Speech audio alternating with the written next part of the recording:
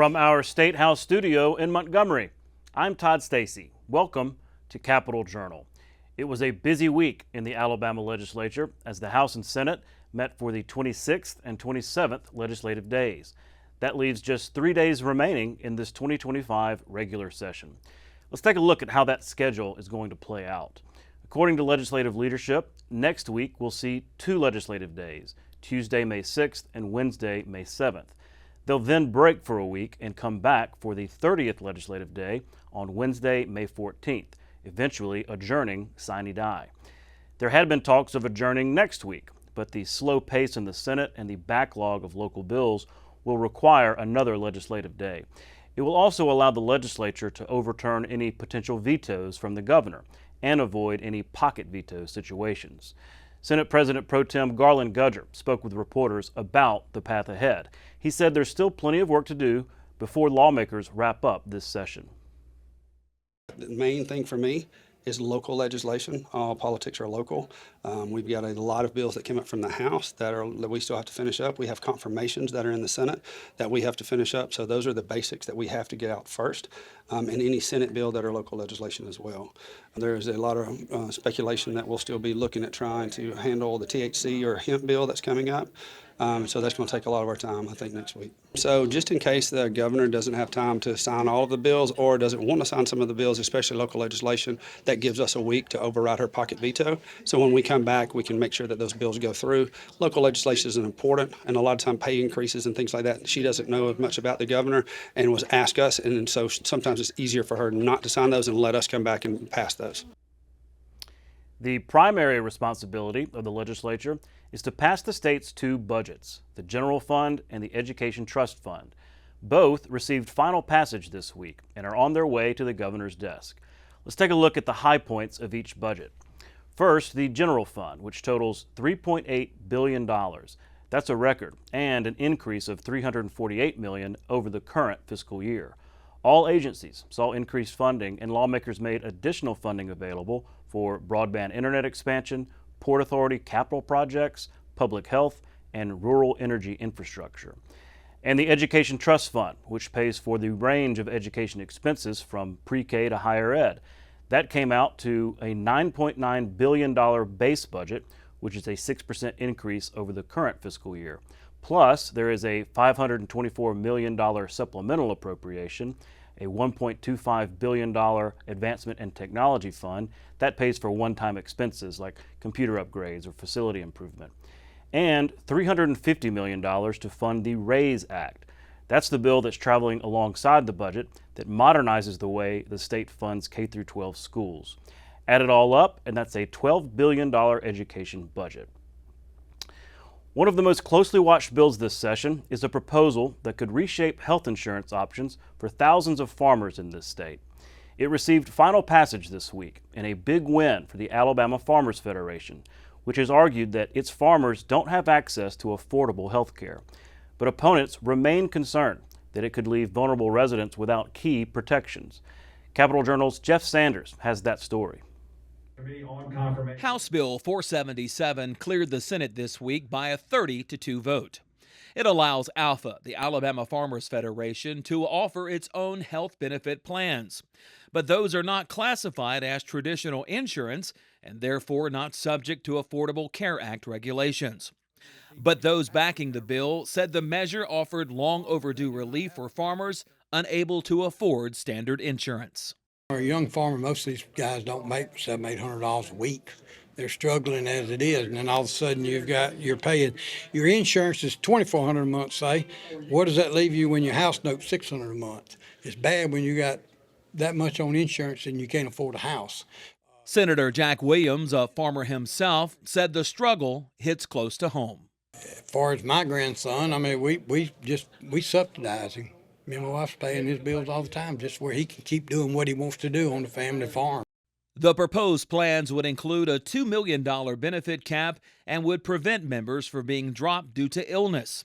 But Democrats on the Senate floor argued those protections did not go far enough, warning that the plans could exclude essential health services or deny coverage based on pre-existing conditions. What happens to the health service if an emergency claim is denied? Who do who do the farmers go to get some kind of mediation?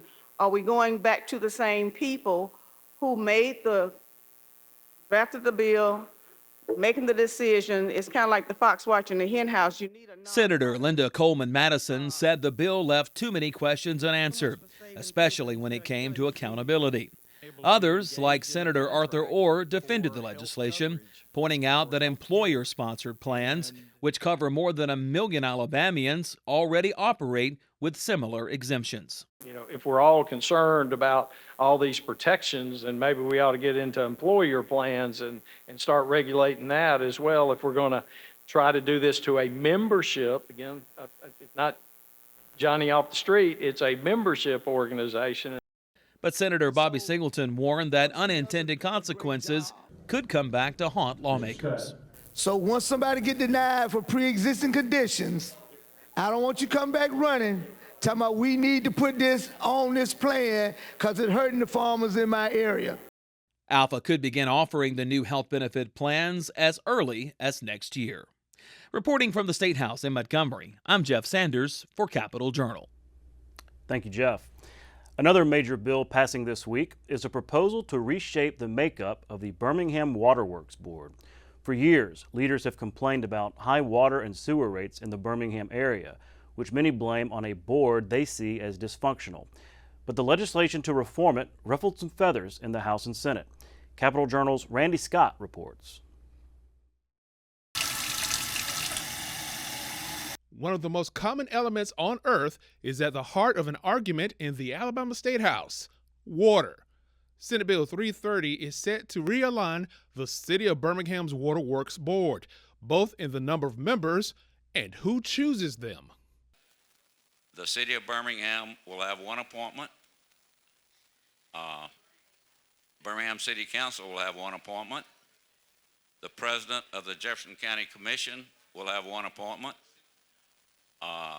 The Blount County Commission will have one appointment. The Shelby County Commission will have one appointment. The Lieutenant Governor will have one appointment. And the Governor will have one appointment.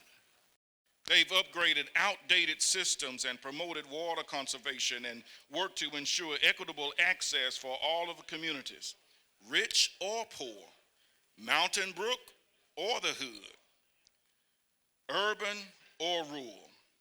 I also want to acknowledge the transparency and accountability that the board has shown in its decision-making process. What we have the opportunity to do is to kind of build upon that regional concept and use this water board, which is a regional authority, regional distribution service, to strengthen it with the regional effort. And I think this is what this bill does. I am not up here to fight between the current board and the perhaps future board. That is not my point. My point is to represent Moody, St. Clair County, Alabama. How did Birmingham's Waterworks Board end up serving all these communities? Did we ask to extend our service, or did they ask us to come into their communities? I wasn't there, so I can't say. You've been around, Mr. Carnes. I'm not going to call you an old man. I'm just saying you've been around, brother. How did Birmingham end up extending its service into those communities? It was a process. And I might add that the customers paid for everything that is in the water system. If the customers had the ability to pay, they would have asked us to come in the first place. They didn't have the capacity to build their communities, to send water to residential neighborhoods and to retail and to schools. If they did, they wouldn't have needed Birmingham. The House approves Senate Bill 330. Next stop, to Governor Kay Ivey's office to be signed. At the Alabama State House, Randy Scott, Capitol Journal. Thank you, Randy. Also receiving final passage this week was Lulu's Law, a bill designed to implement a shark alert system along Alabama's Gulf Coast. House Bill 437 from State Representative David Faulkner will establish a system under the Alabama Department of Conservation and Natural Resources through Mobile and Baldwin County's emergency management agencies to warn beachgoers of a shark attack near the shoreline. The alerts would be sent to cell phones in localized areas and to first responders, similar to Amber Alerts. Can't wait to have Lulu with the governor and sign the bill. It'll be a fun day. You know, Lulu Strong and her inspiration. You know, this is just, to me, the feel-good, great bill of the session. You know, for people, she's such an inspiration to so many people, and so I'm so happy that it passed the Senate, and I think with 32 yes votes. So real excited about it. When this happened, it was like my own child. It's like your child has been attacked. And those kind of things, as a father who has a daughter, you know, it just breaks your heart. And but then, you know, watching good come out of something, seeing how God can do that in somebody, and Lulu, just her faith and her courage to say that no matter what life throws at you, you know, you can endure, and there's hope, and you can recover and be stronger. In the Senate Judiciary Committee this week, a vote on a measure called the Back the Blue Legal Protection Act. House Bill 202 from State Representative Rex Reynolds would grant law enforcement officers legal immunity when they use force deemed constitutional and within the scope of their duties. It would also create a process for judges to decide before a trial whether an officer is immune from prosecution or civil liability. Supporters say the bill strengthens protections for officers who face dangerous, high-pressure situations and brings Alabama law in line with federal standards.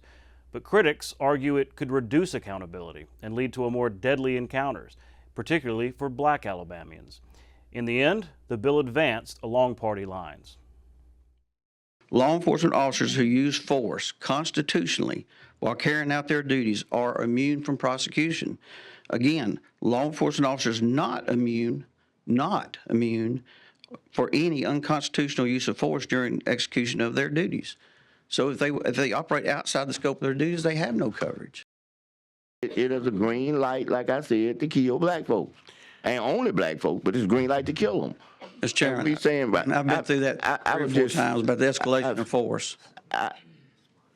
As I said, this right here opens the green light for them to do anything in their discretion. They can walk in here now, and in their discretion, they look at me and they say, you know, hey, he looks like a threat to me, and bam, bust a cap on me. That bill now goes to the full Senate. Another bill on the move would make significant changes to the state's grocery tax, aiming to provide relief to residents and grant more autonomy to local governments. This week, the Senate Finance and Taxation Education Committee approved a substitute version of House Bill 386, which not only accelerates the reduction of the state grocery tax, but also incorporates provisions clarifying the authority of local governments on their own sales tax on food. House Bill 386 from State Representative Danny Garrett would reduce the state sales tax on groceries from 3% to 2%, effective September 1st. This move builds upon that 2023 legislation that lowered the tax from 4% to 3%. It goes ahead and removes the second penny on the grocery tax, and then at that time it includes the contents of House Bill 387. So what the substitute does is basically combine House Bill 387, and that's the one for the locals. You know, there's been that dispute about the locals' ability to drop a penny on their groceries or whatnot. This clarifies all that and gives the local governments the authority to do that if they so choose, to do it incrementally as opposed to one fell swoop, that they can do it like we're doing here in Montgomery. The House Judiciary Committee this week held a public hearing over parole board legislation that lasted for almost 2 hours. Lawmakers are considering Senate Bill 324 from State Senator Clyde Chambliss, which would increase the number of seats on the Board of Pardons and Paroles from 3 to 5 and make the chair selected by the board instead of the governor. Some see the change as needed, given some of the dysfunction the board has seen, while others see it as a backdoor way to increase the parole rate. The law says that those guidelines are to be updated periodically, and the law says that they have to do that. Well, they've not done that, And a matter of fact, they only adhere to those guidelines 20% of the time. Now, that is not the parole rate. I'm not focused on the parole rate. My focus is if we as government write the rules, we as government should follow the rules. And if we as government are not going to follow the rules, we should change the rules to what we're going to do. People need to know. We are asking you to vote against this bill. I think just offering a different perspective, when we were over here in 2010 working on the parole board reforms, a really important clause was added to their statute that said that the board's paramount duty is to promote public safety. And right now our in-custody prison population is about 85% violent. So the candidates coming up for parole don't make it easy for them to find a lot of people to parole. But the fact that we don't have any oversight means that those folks, specifically the chair, can ignore the law and there is no recourse. So that's the point. That's why we're here. And again, we have to move those deadlines now because we were flat out ignored. That bill was eventually advanced by the committee and will now go to the full House. A bill aimed at restricting drag performances in public spaces has cleared a key hurdle in the Alabama Senate. House Bill 67, sponsored by State Representative Scott Stadhagen and carried in the Senate by Senator April Weaver, would prohibit public libraries from hosting drag performances when minors are present, unless a parent gives permission. The measure passed out of the Senate County and Municipal Government Committee this week, but not before some changes. Committee Chairman Senator Chris Elliott offered an amendment to limit the bill's scope, removing language that impacted schools and could have impacted school theater productions. During a public hearing, supporters said the bill protects children, but opponents argued it's vague and could lead to discrimination. Am I currently in drag? I'm guessing that every single committee member here would answer no, but under the definition in HB 67, you can easily make a case that I am in fact performing in drag right now. I am a transgender man, and under new law SB 79, courtesy of Senator Weaver, I've been legally redefined as a woman. And I would like to know, what clothing can I legally wear to the Opelika Public Library? What articles of clothing constitute drag on my body? A dress is aligned with my gender at birth, but I doubt any of you would be very comfortable if I was standing here in a dress. I was transgender. I lived 12 years that way. I cut off my male anatomy. I had a BA in and out. I can't grow a beard anymore. And I'm saying this to tell you, drag queen story hour, whether it's in school, which I think you should put it back in, or a library, is very dangerous. And I want to point out that there are gay-affirming organizations, Gays Against Groomers, Our Duty, and others that you can go on. I have articles, if you want it afterwards, that say that drag shows are grooming children to be transgender.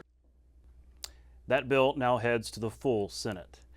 And in the House Education Policy Committee this week, lawmakers considered legislation that would require schools to include twice in a student's career instruction on life choices that lead to better outcomes. Senate Bill 289 is sponsored by State Senator Arthur Orr, but is being carried in the House by State Representative Danny Garrett. We are 21% of our state at least is in poverty. We're 45th in the country in terms of family stability. 45.3% of the children born in Alabama are born to unwed mothers. And we also, that was 35% 20 years ago. So we're on a bad trend here. This bill basically takes data. It's not values that it's trying to impose on anybody, but it takes statistical data and said there's 3 things you can do in this order that will minimize the likelihood that you will live a life in poverty. Number 1 is graduate high school. The next thing is get a job. And the third thing is marry before you have children. What this bill does is require school boards to set a policy to age appropriate for any grade, any age, to teach those 3 sequences twice before they graduate high school. So you can do it in the 5th grade, in an assembly. You can have a curriculum. You want to do it more frequently, but you can do it in the 5th grade or the 10th grade. Just twice before they graduate high school, tell somebody, if you'll do these 3 things in these orders, your life just might turn out better from an economic standpoint. That bill advanced and now goes to the full House. Turning to Washington, where the Trump administration celebrated its first 100 days in office this week. For Alabama, it has been a mixed bag, with some sectors like defense and national security faring well, while other areas like healthcare face deep cuts. Those implications were on full display in Washington this week. Our own Alex Engel reports from Capitol Hill on those developments, plus the latest with U.S. Senator Tommy Tuberville's potential run for governor. From Huntsville business leaders to a Coleman cancer survivor, Alabamians were highlighting the state's different needs for federal investment this week. It all comes as the Trump administration continues to upend the federal government. Half of Huntsville's local economy is fueled by federal spending. And yet, because the city is focused on defense and it aligns with Trump's priorities, the area is holding steady. I'm not expecting any waves of mass layoffs. It is possible that things could change, but for now, it looks like it's fairly manageable. North Alabama is even expected to grow, with more FBI jobs coming and a potential Space Command headquarters decision looming. Huntsville Mayor Tommy Battle says he's also urging Congress to invest in infrastructure. Part of our advocacy here is, there are state and federal highway systems within our area that have needs to expand. But not all of Alabama has fared so well. Federal grants to places like the Health Department and UAB have been cut. The threat of capping indirect costs for NIH grants remains. That's why an Alabama cancer survivor, Gary Cornelius, shared with lawmakers on the Hill how a clinical trial saved his life. I'm alive today because of research funding that was supported 30 years ago. UAB's O'Neill Comprehensive Cancer Center Director, Dr. Barry Schleckman, testified on the importance of biomedical research during a Senate hearing Wednesday, where Senator Katie Britt introduced him. Federal funding to understand how to develop cancer prevention approaches is critical. Further speculation has been brewing recently on whether Senator Tommy Tuberville will run for Alabama governor in 2026. We're expecting a decision now soon. He's saying it will come by Memorial Day. But whether or not he's eligible to become the state's top official remains a central issue over the residency requirement. I'm 100% committed to serving the great people of Alabama, no matter what. It's whether it's up here in D.C. or whether it's in Montgomery.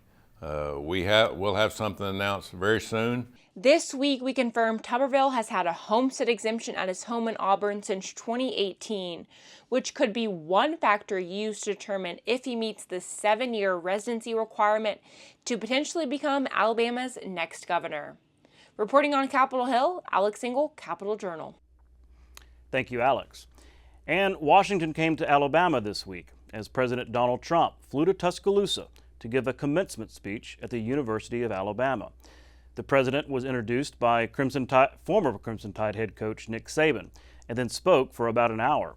The speech, of course, included plenty of politics, but the president also offered advice to the graduates, encouraging them to be original and never give up. Today it's my pleasure to return to this campus as the first president ever to deliver the keynote commencement address to this truly great American university. It's a great school.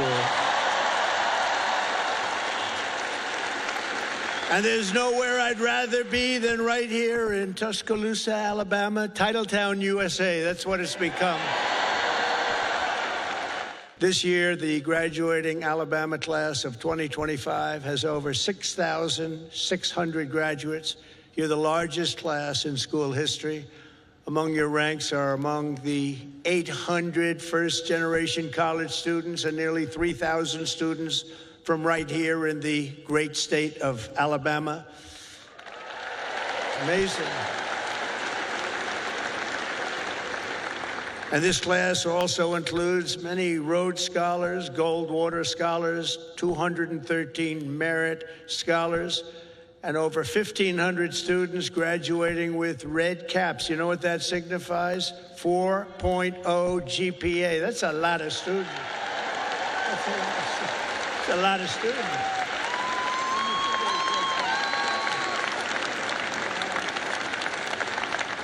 That's pretty good.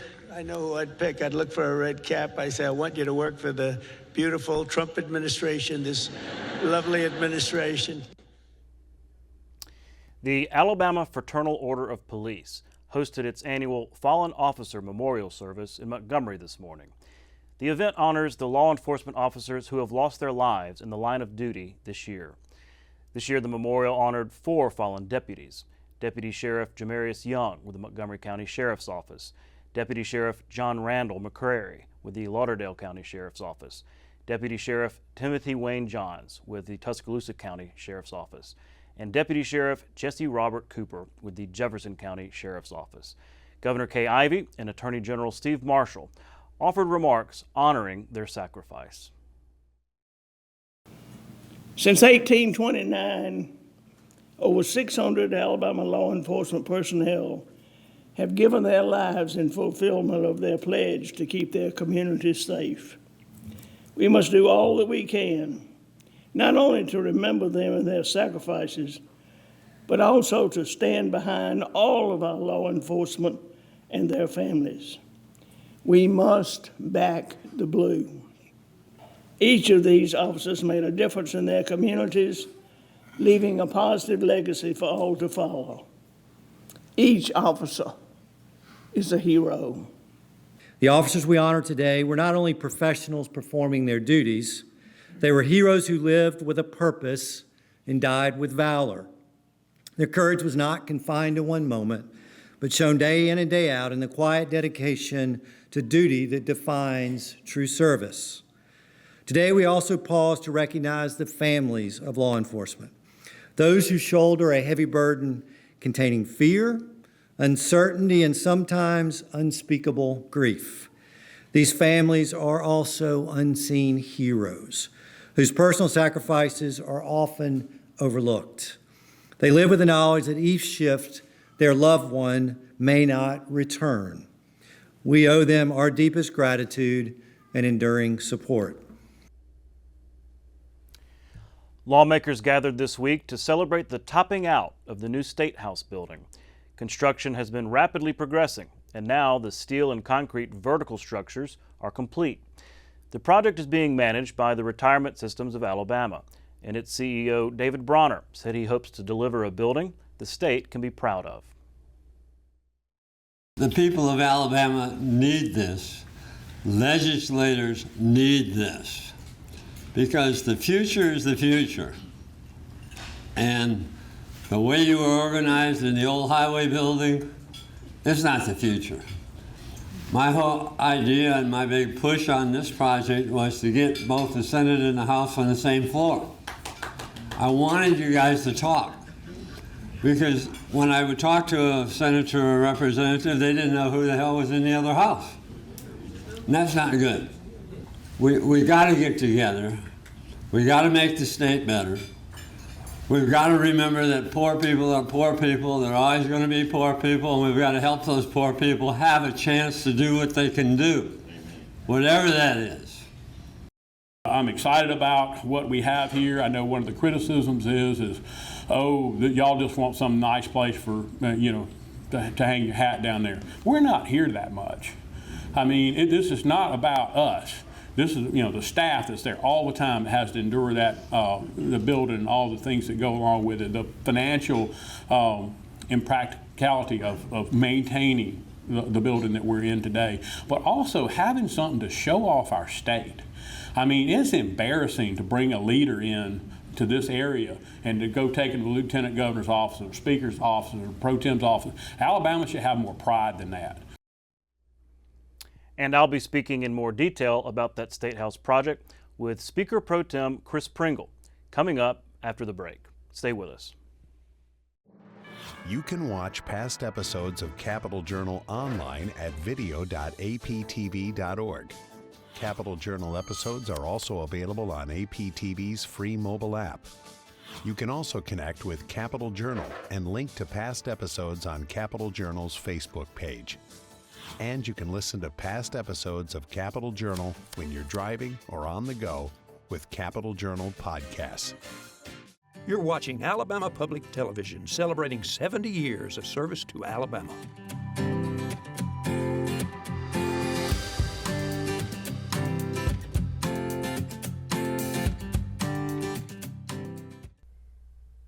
Welcome back to Capital Journal. Joining me next is State Representative Chris Pringle, Speaker Pro Tem of the Alabama House of Representatives. Mr. Pringle, thanks for coming on the show. Thank you for having me, Todd. I want to shout out to my sweet mother and my beautiful wife, Laura. Great, yeah, watching at home. Yeah, exactly. Well, hello. Lots to talk about, but I wanted to start with the new State House. Y'all had the topping out ceremony this week. Talk about what is this occasion? That means the building has reached its height. We're not going to go any higher than it is right now, and it's just kind of a little milestone from the ground up to where it is. So all the pilings, everything is up there. I know that there's going to be kind of a dome on top of it. We've seen that sort of take shape. Yeah. What have you seen by walking through the building? It's my first tour of the building, and it is going to be magnificent. We're going to have committee rooms where the public can come in and watch us conduct their business. All the committee rooms will be live streamed. It's going to be really nice for the public and us. That was the whole point, right? Because this current building that we're in, it's been around, I guess, more than 40 years at this point. Exactly. Never meant to be a permanent home for the legislature, and it's really showing its age.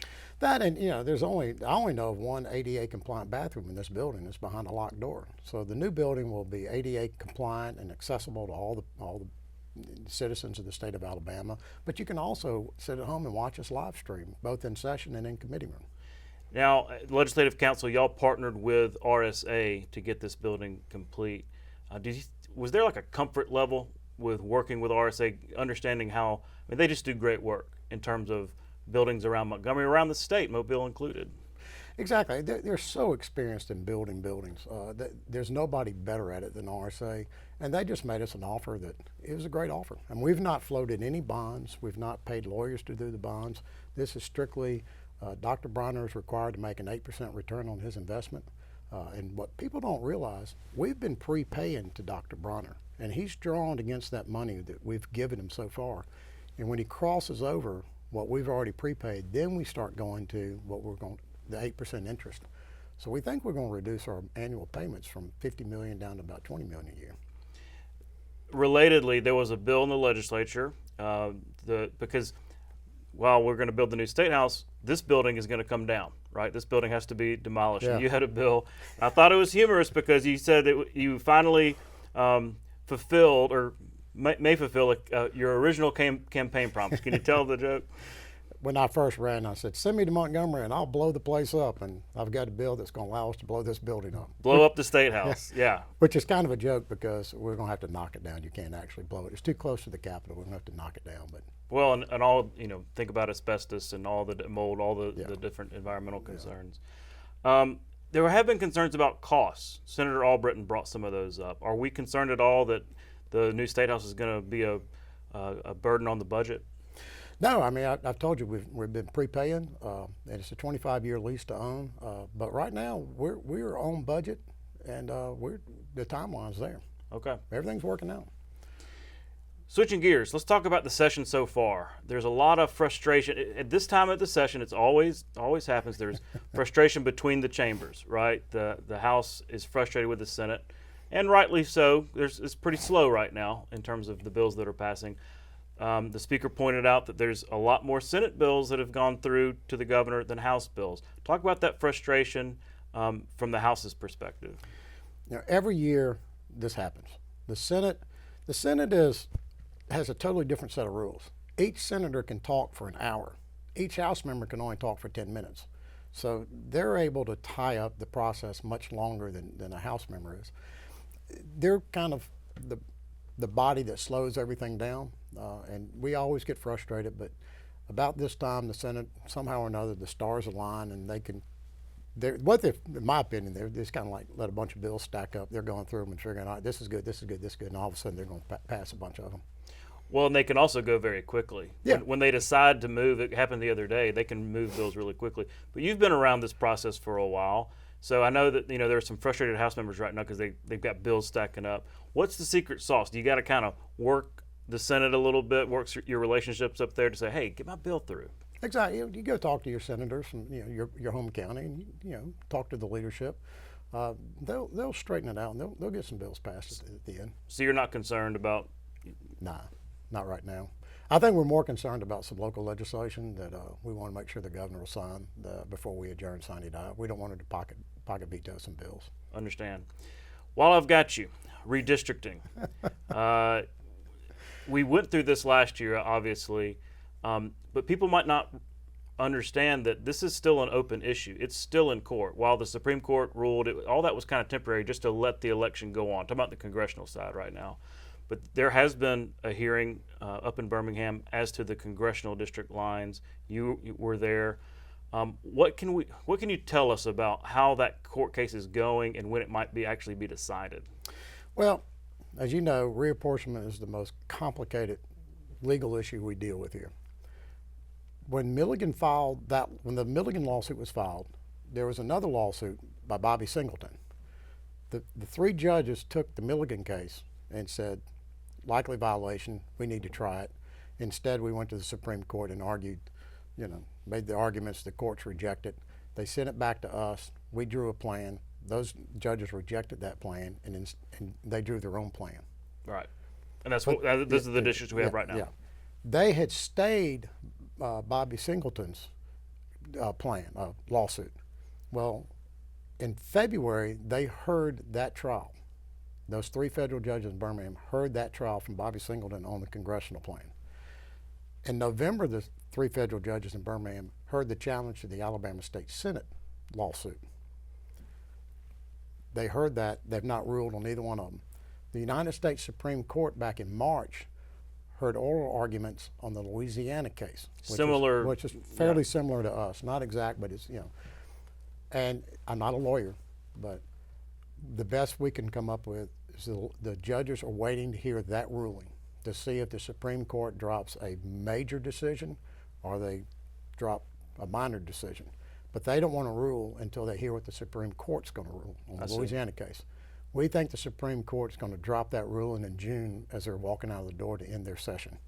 So if the judges get a ruling in June, 6-8 weeks maybe, they'll rule on the state Senate and on the congressional plan. And it's dependent on what that Supreme Court says.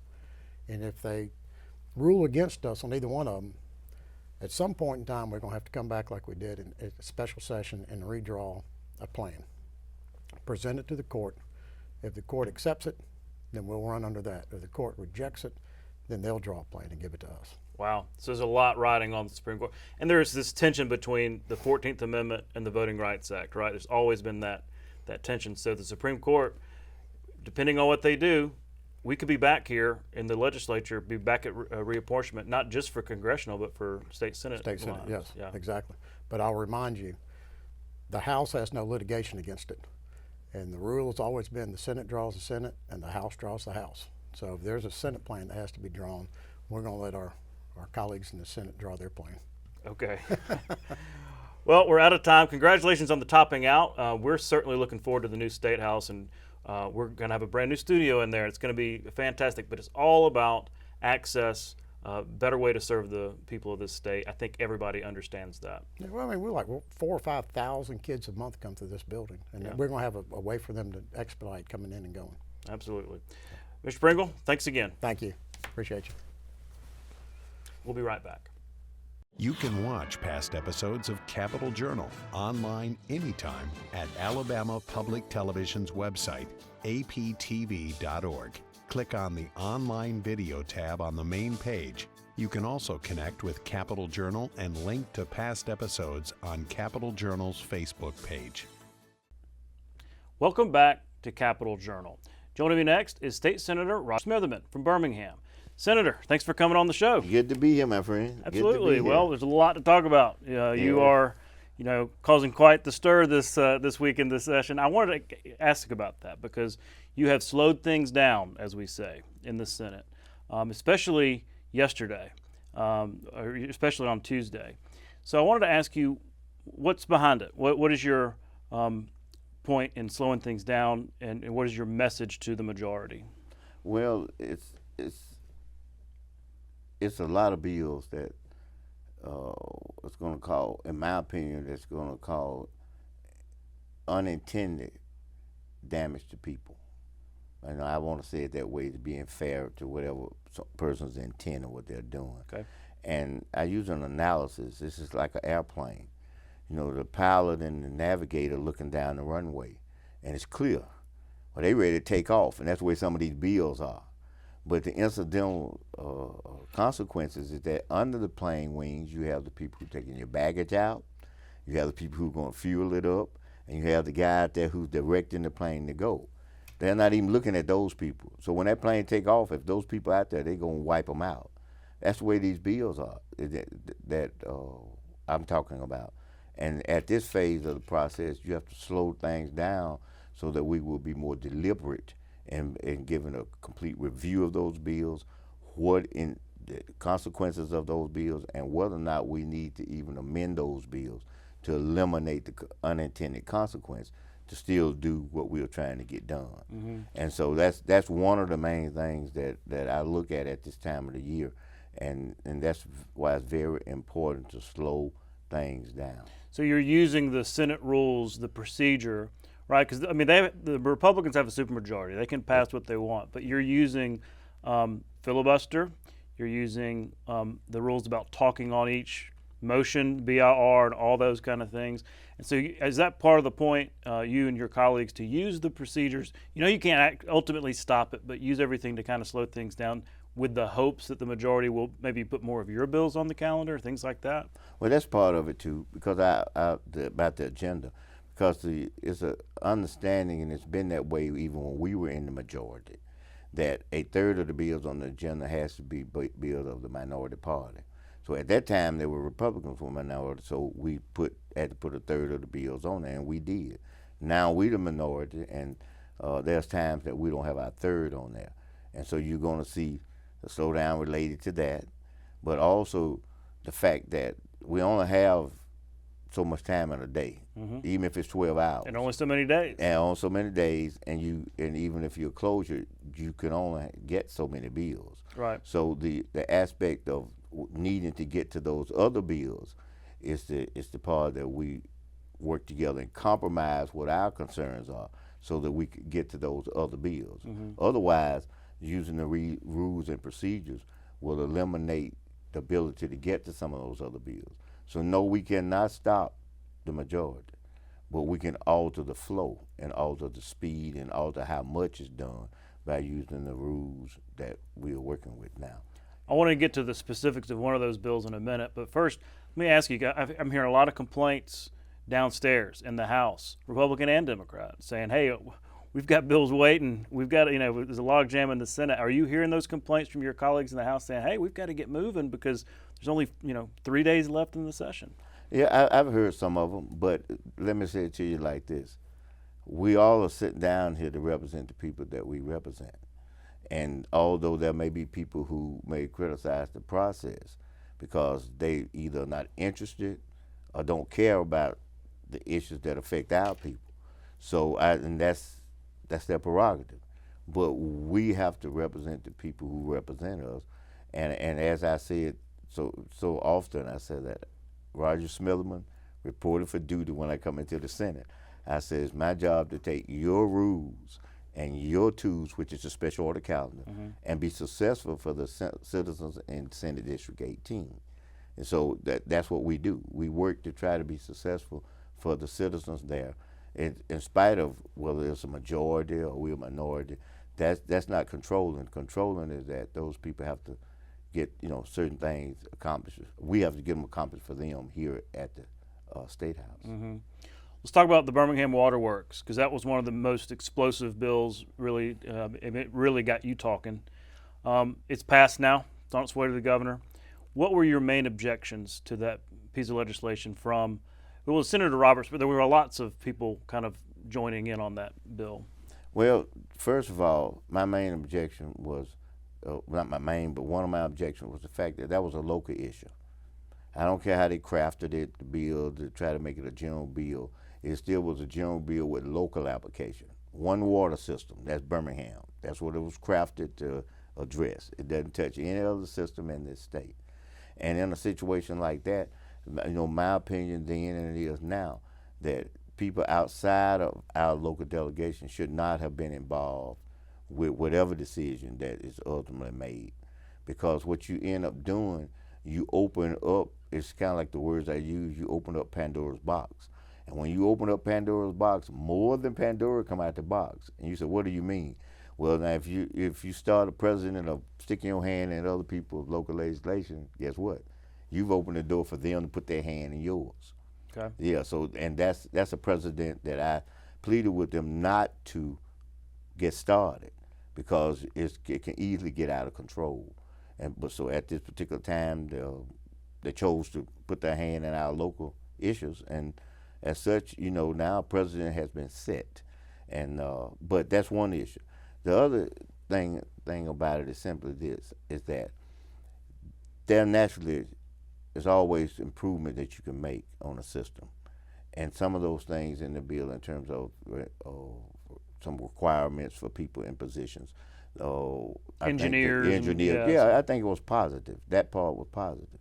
But that can be done without you taking it from the appointing authority. All you got to do is, just like we made a bill that did that and took the appointing authority away from the city of Birmingham, the majority of it, we could have done that without even touching the appointing authority, mandated that this is what they would have to do, and they would have had to do it.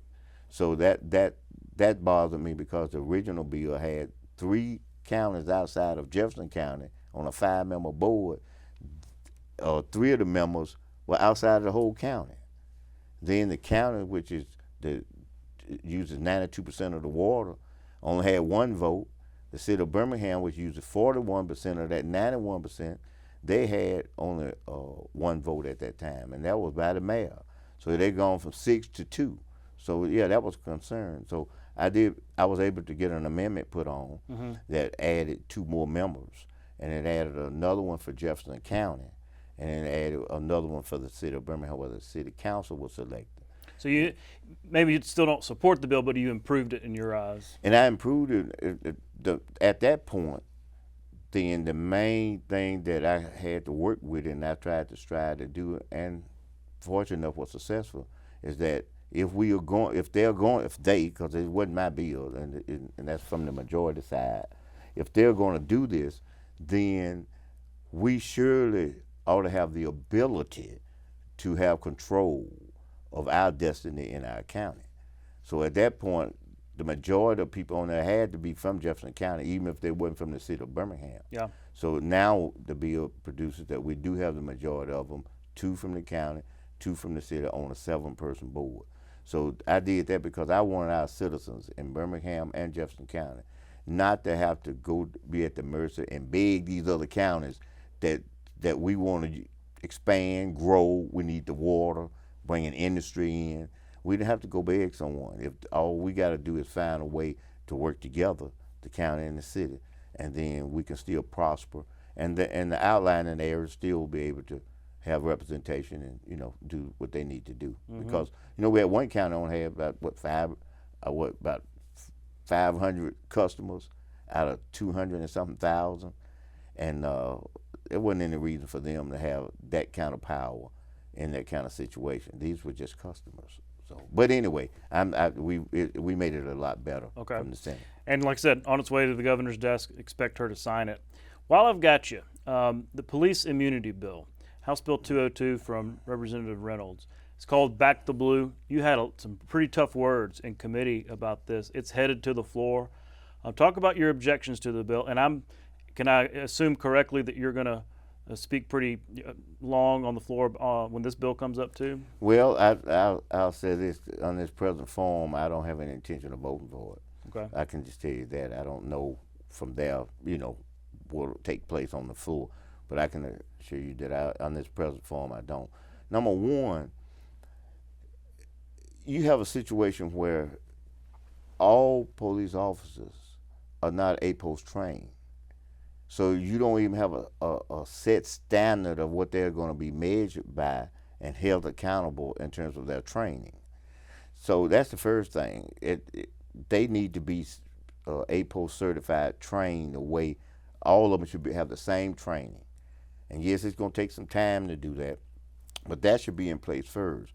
Because what you're doing now, you're asking a person who hadn't been trained to make a split-second decision on whether they're going to shoot somebody or not under every circumstances that can exist.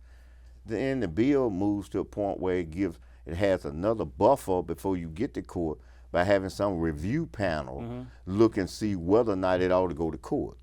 Well, you know, that's all you got to do is just stack the review panel, and then they're going to rule in favor of the officer every time. So the citizen is lost then at that point. They did and they lost. The third thing is that the bill talks about that if you are on a legitimate assignment, going to serve a warrant, that's legitimate. But you go to the wrong house, and then that person, you tell them to get your ID or something, they go in your pocket, and then you think they're getting a gun and you kill them. They protect it. The bill protects that kind of action. You can't bring a court action. You can't be successful in a court action, or you may not even get to court.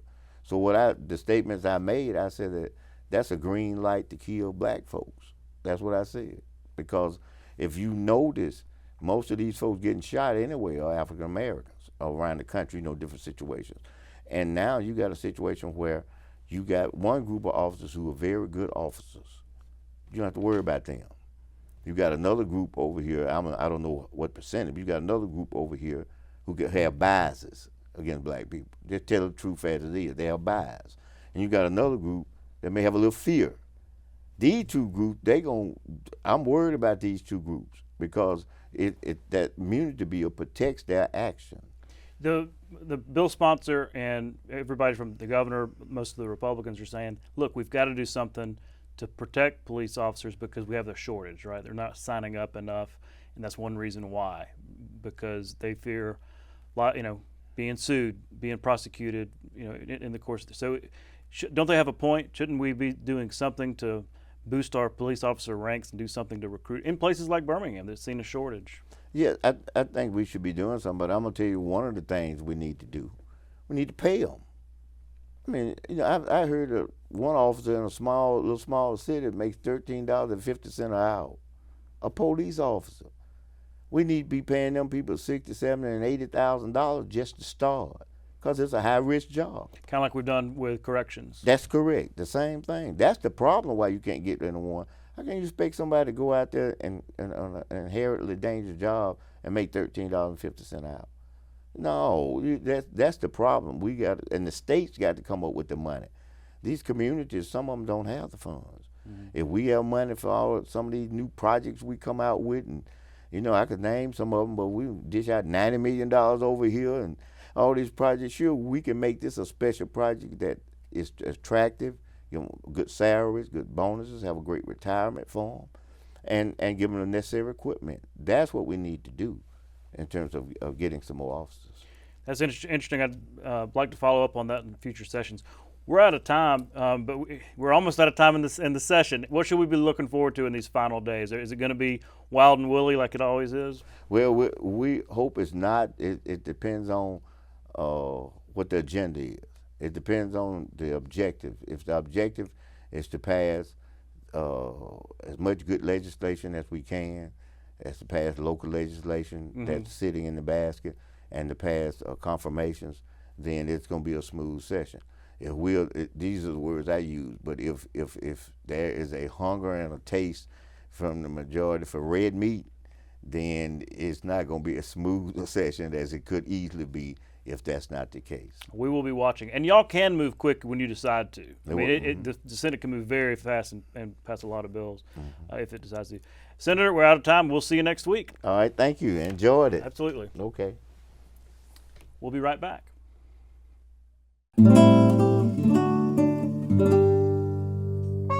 Birmingham entrepreneur and businessman A.G. Gaston was one of the most successful African-American business owners in Alabama. Gaston overcame humble beginnings and racial discrimination to build a $40 million business empire.